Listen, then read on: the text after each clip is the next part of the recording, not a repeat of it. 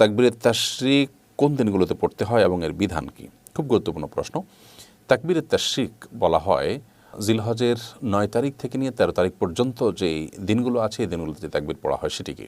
আর তাকবীরের ভাষ্য একাধিক রকম হাদিসে বর্ণিত হয়েছে, অর্থাৎ বিভিন্ন রকম ভাষ্য বর্ণিত হয়েছে। মূল ভাষ্য একই, শুধুমাত্র ১-২টি শব্দের হেরফের রয়েছে। যেমন আমাদের সমাজে প্রচলিত এবং সবচেয়ে বেশি প্রসিদ্ধ তাকবীর সেটি হলো আল্লাহু আকবার, আল্লাহু আকবার, লা ইলাহা ইল্লাল্লাহু, আল্লাহু আকবার, আল্লাহু আকবার ওয়ালিল্লাহিল হামদ।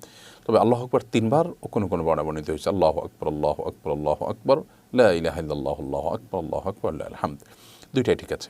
তো এই তাকবীর আইয়ামে তাশরিকের প্রত্যেক সালাতের পর আমাদেরকে পড়তে হবে, নারী পুরুষ সবাইকে। আইয়ামে তাশরিক বলতে বোঝানো হয় আরাফাতের দিন ফজরের পর থেকে নিয়ে শুরু করে ১৩ই জিলহজ অর্থাৎ ঈদের চতুর্থ দিন যেটাকে বলা হবে, সেই দিনের আসর পর্যন্ত প্রত্যেক সালাতের পর একবার করে আমরা পড়ব। সালাতের পর যদি পড়তে ভুলে যাই তাহলে সালাতের পরে যখনই মনে হবে তখনই আমরা পড়ে নিব।